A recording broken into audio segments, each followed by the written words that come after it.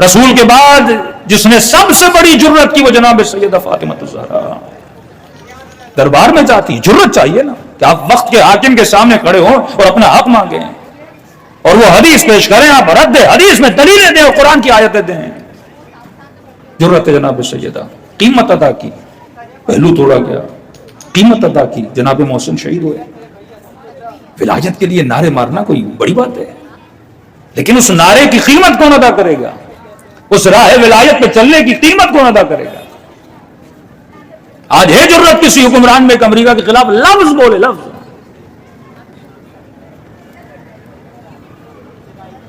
لیکن جو بولتے ہیں پھر وہ قیمت ادا کرتے ہیں. آج سب سے زیادہ جس ملک نے قیمت ادا کی کہ ایران نے قیمت ادا نہیں کی.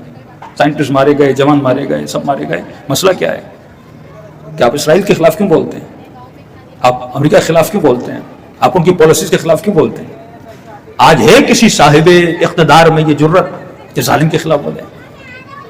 ہاں جرت ہے, ڈرائنگ رومز میں جرت کر لیتے ہیں, ٹی وی دیکھتے ہوئے جرت کر لیتے ہیں, فیس بک اور یوٹیوب پہ کمنٹس مار دیے جرت کر لیتے ہیں. لیکن فزیکل جرت کیوں نہیں کرتے؟ کیونکہ ہمیں پتا ہے اگر جرت کروں گا تو اس کا نتیجہ کیا ہے, بھگتنا پڑے گا. جناب ابو ذر نے نتیجے کو خریدا, جناب سیدہ نے نتیجے کو خریدا. امام حسین کو کیا نہیں پتا تھا کہ نتیجہ کیا ہوگا؟ بیٹیاں ماری جائیں گی, چادریں لوٹی جائیں گی, سر قلم کر دیے جائیں گے, بازاروں میں گھمایا جائے گا. ارے کوئی عام بندہ جو اپنی بیوی کو یا بیٹی کو بازار میں لے جائے بات الگ ہے. وہ سیدانیاں جو کبھی گھر سے نکلے ہی نہ, کہ جناب سیدہ چلیں تو پیچھے بھی کنیزیں, آگے بھی کنیزیں. اتنا پردہ کیوں کم ہے؟ نہیں چاہتی کہ میرے قدموں کے نشانوں پر بھی کسی کی نگاہ پڑے, کہ رسول یہ کہے کہ بیٹی یہ نابینا ہے, سوال کرنے آیا ہے, اس سے کیسا حجاب؟ فرمایا بابا میں نہیں چاہتی کسی کے مشام, کسی نامحرم کے مشام تک بھی میرے وجود کی خوشبو جائے. تو یہ بولے کہ فضا کو یہ سب تابوت بنا دیا جائے کہ میں نہیں چاہتی میرے بدن کے اندام پہ کسی نامحرم کی نگاہ پڑے, اسی کی بیٹیوں کو بازاروں میں لایا جائے. جرت کے ساتھ قیمت کو ادا کرنا کہ ہر کسی میں نہیں ہوتا, بولتا ہر کوئی ہے, لیکن جب قیمت کی بات آتی ہے آدھے لوگ بھاگ جاتے ہیں.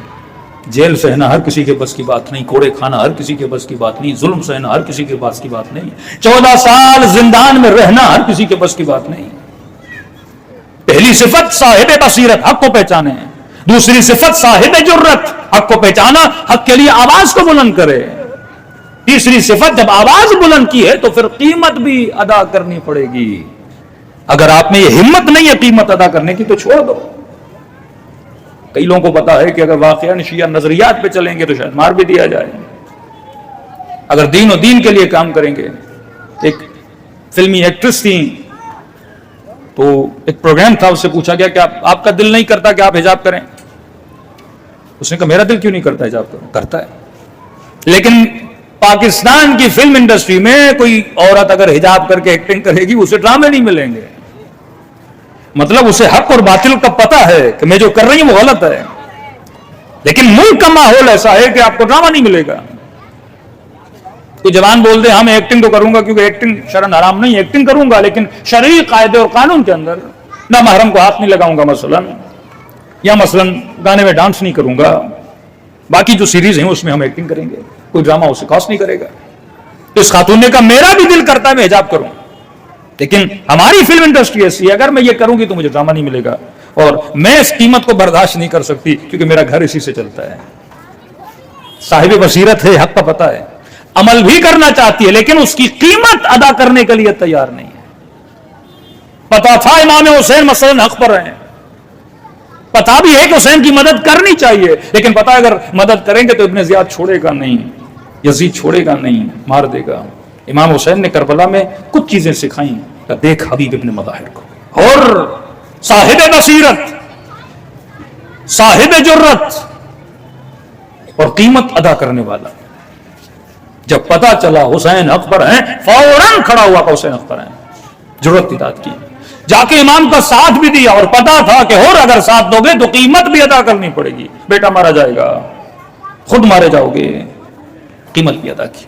چوتھی صفت, ان تینوں پہ انسان عمل نہیں کر سکتا اگر یہ صفت نہ ہو. معصوم فرماتے وہ ہے صفت شجاعت. बहादुर अगर बंदा ना हो, इन तीनों पे नहीं चल सकता। और कभी सोचा करें, जो इमामों का भी चांद है, जिसकी इमामत में सारे इमाम फख्र करते हैं, वो अमीरुल मोमिनीन है।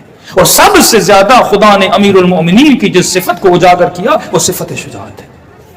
शुजा न होते तो शबे हिजरत बिस्तर रसूल पे न सोते, शुजा न होते तो टूटी हुई तलवार से नबी का दिफा न करते।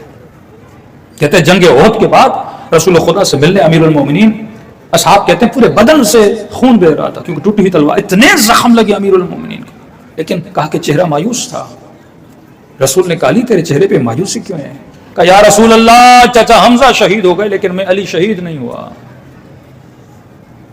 जुर्रत, बहादुरी, शहादत की तलब, राह खुदा में जान का देना। उस वक्त वो जिहाद अकबर वाली हदीस जो रसूल ने पढ़ी कि अली ये जिहाद असगर है और जिहाद अकबर इससे बड़ा है। क्योंकि जिहाद असगर के लिए भी जुर्रत चाहिए, जिहाद अकबर के लिए भी जुर्रत चाहिए। बाहर वाले जालिम के मुकाबले के लिए भी जुर्रत चाहिए। वो अंदर में जो गंदी आदतें हैं और जो गुनाह है और जो ख्वाहिशात नफसानी है, उनको खत्म करने के लिए भी इंसान को जुर्रत चाहिए। जिसमें जुर्रत हो वो खुद को गुनाह से भी रोकता है, जिसमें जुर्रत हो वो वक्त यजीद के सामने भी खड़ा होता है। और वाकई आज अगर जुर्रत देखनी है तो आप यमनियों की जुर्रत देखिए, जुर्रत देखनी हो फिलिस्तीन के उन शुहदा के वालिदैन की जुर्रत देखिए। सलाम है कि 4-4 बच्चे अपनी गोद में उठाए, लेकिन फिर भी खुदा का शुक्र अदा कर रहे हैं। और यहां 1000 का नुकसान हो जाता है तो इंसान की जिंदगी इधर से उधर हो जाती है।